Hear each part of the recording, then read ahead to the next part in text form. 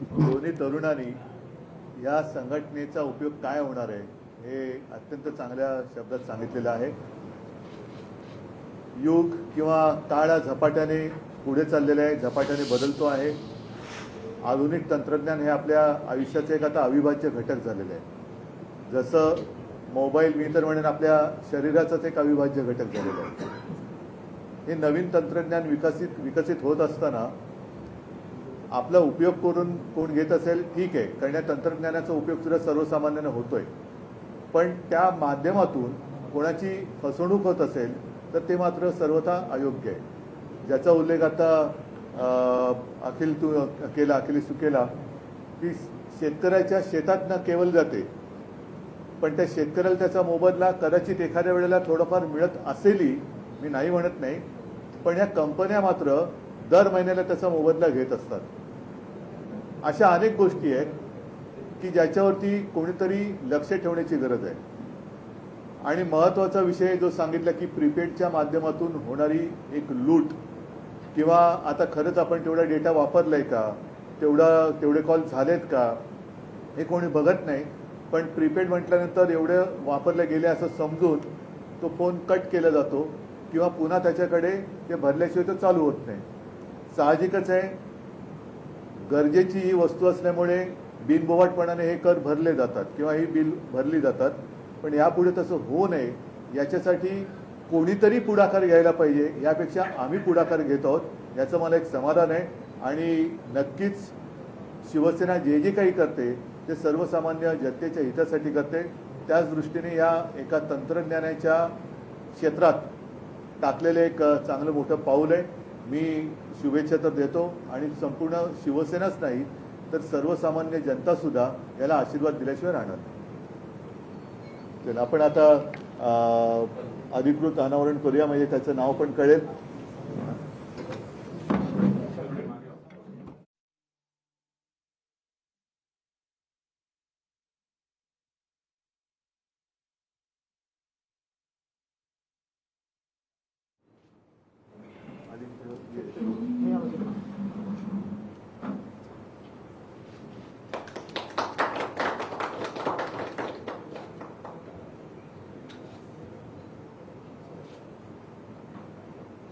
त्याचं नाव आहे अर्थातच शिवसंचार सेना. शिवसंचार हा सगळीकडेच असणार आहे, जो आहेच. आता या तंत्रज्ञानाच्या क्षेत्रामध्ये सुद्धा शिवसंचार होत आहे. त्याच्याबद्दल अखिलेश तुझं अभिनंदन करतो की तू या क्षेत्राकडे लक्ष दिले. सांग.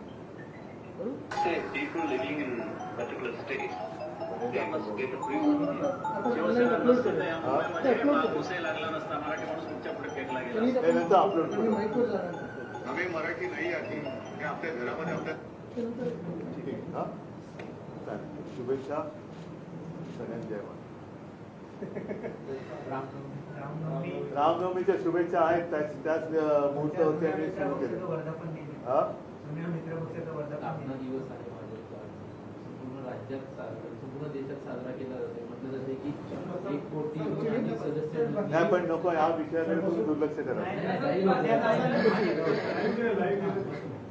थोडं पुढे गेलं तर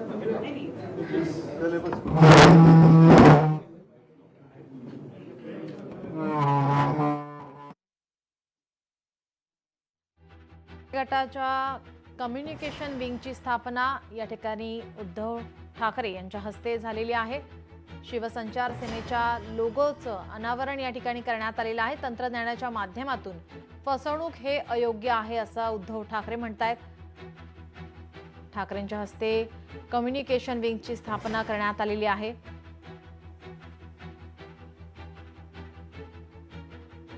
तर पंतप्रधान नरेंद्र मोदी यांच्याकडून त्यांच्या सोयीप्रमाणे कशाप्रमाणे ते तर सांगा, मग तशा शुभेच्छा देतो.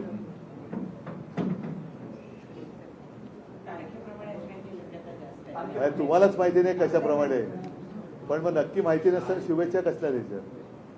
नाही, माझ्या शुभेच्छा मित्रपक्षांना काय सगळ्यांनाच असतात. फक्त जर का रामनवमी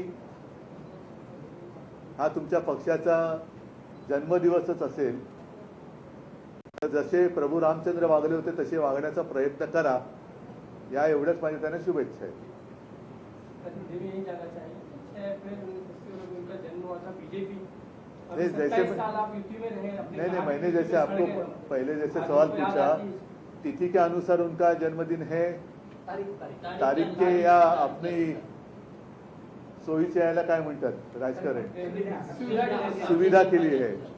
अगर कुछ भी हो, लेकिन आज रामनवमी का अवसर देखकर उन्होंने वो अगर जन्मदिन मनाते होंगे तो मेरी शुभकामना यही है कि जैसे प्रभु रामचंद्र, उनका जो एक चरित्र था, उनका जो एक बर्ताव था, राम राज्य की बात करते हैं तो उनके कदमों पर कदम डाल के आगे चले. आप 27 साल आप यूपी में उस वक्त रहे, आप अगर उसको अगर आप नहीं, अभी 27 साल आपको कि वो अभी भी लगता है वेस्ट ही हो गया इसमें? नहीं, आपको क्या लगता है कि उसको मैं वनवास मानूं?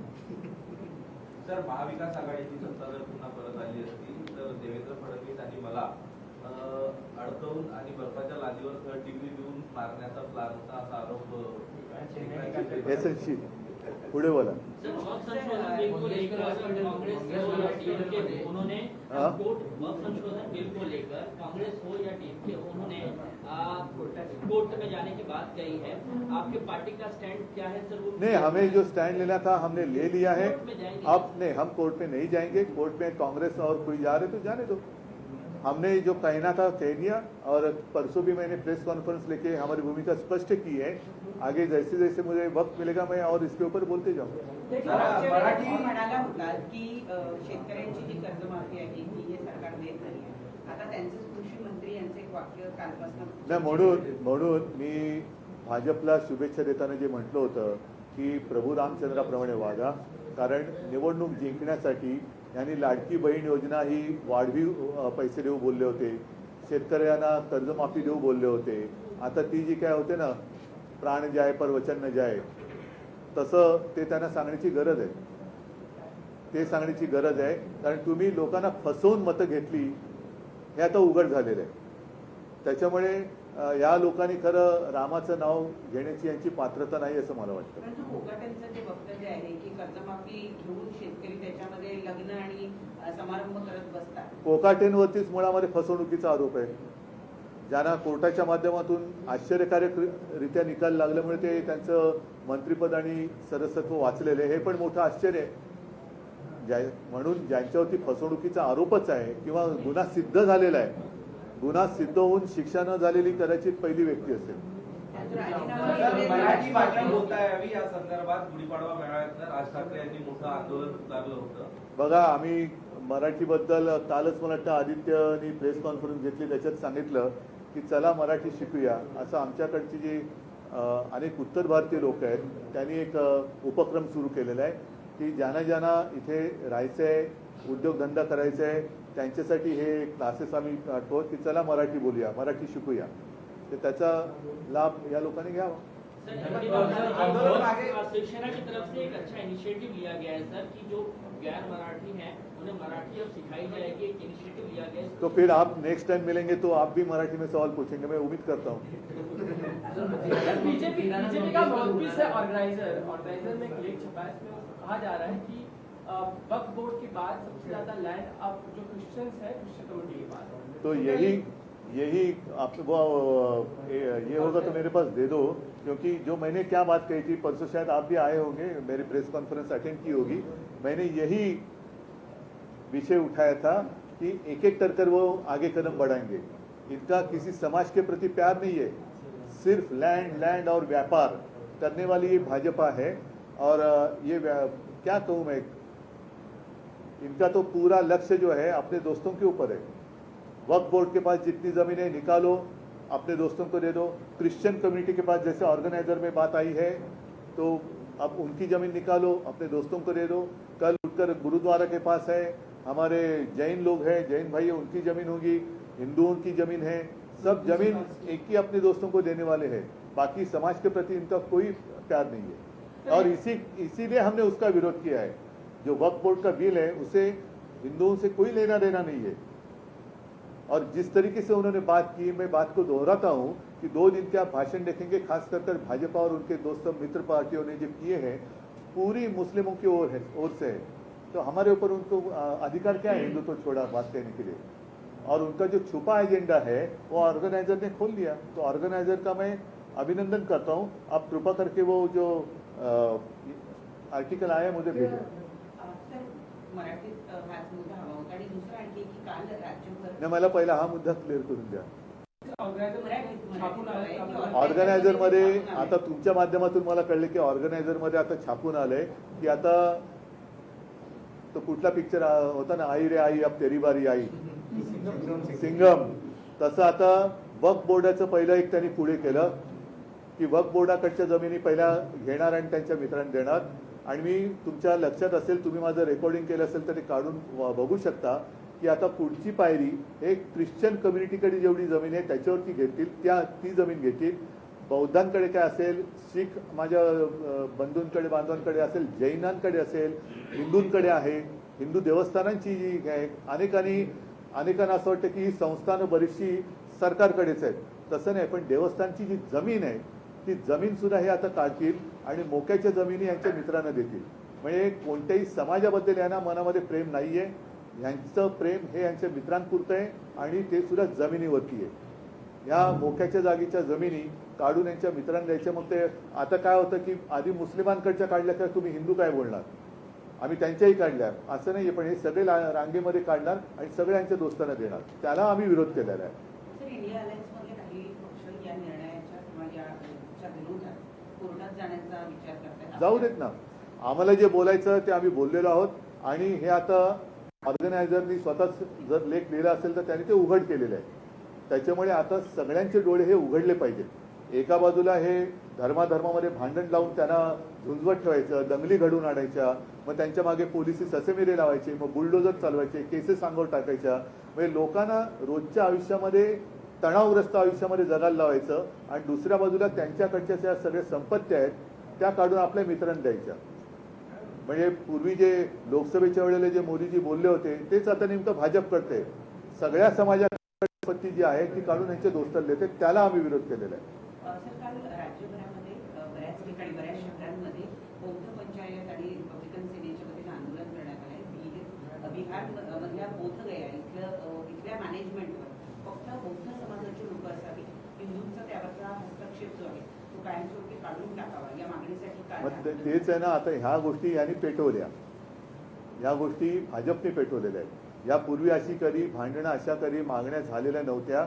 भाजप आपल्या देशामध्ये हे धर्मांधतेचं विष घालवत आहे, ते विष उद्या देशाला खूप भारी पडणार आहे। म्हणून आत्ताच वेळ आहे, देशातल्या सर्व जातपात धर्माच्या पलीकडे जाऊन सगळ्यांचे डोळे उघडले पाहिजेत आणि ही विषवल्ली जर कोणी पेरत असेल तर त्या विषवल्ली पेरणाऱ्याला आपल्यापासून दूर ठेवलं पाहिजे। मोहन बाबूंनी आज एक वक्तव्य केलंय की सर्व जाती पंथांनी एकत्र यावं आणि हिंदू माणसांसाठी स्मशानभूमी आणि पाणी आणि देवस्थानी एकच असावं।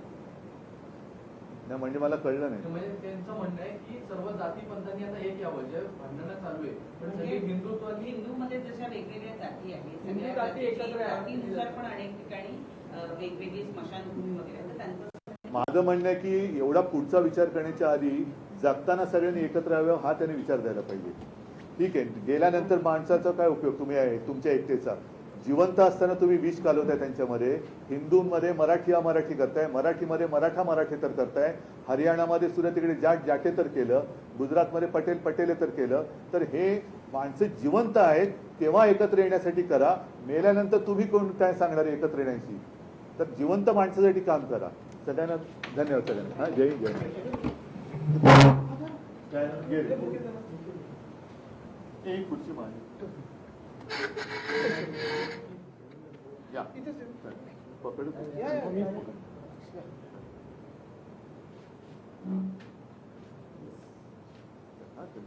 ठाकरे यांची पत्रकार परिषद, ठाकरेंच्या हस्ते कम्युनिकेशन विंगची स्थापना झालेली आहे। चला मराठी शिकूया उपक्रम सुरू केला आहे असं उद्धव ठाकरे म्हणाले, तर उत्तर भारतीयांसाठी चला मराठी शिकूया असा उपक्रम आपण राबवतो आहोत। वक्फ बोर्डाची जमीन उद्योगपतींना देणार असं म्हणत उद्धव ठाकरे यांनी या ठिकाणी टोला लगावलाय, हल्लाबोल केलाय। वक्फची जमीन मित्रांना द्यायची हा त्यांचा हेतू आहे असं म्हणत त्यांनी टीकास्त्र डागलाय। भाजपा लोकांना तणावग्रस्त आयुष्य जगायला लावतंय। उद्धव ठाकरे यांनी पत्रकार परिषदेतून या ठिकाणी भाजपवरती हल्लाबोल केलेला आहे, तर मराठीच्या मुद्द्यावर सुद्धा भाष्य केलं आहे.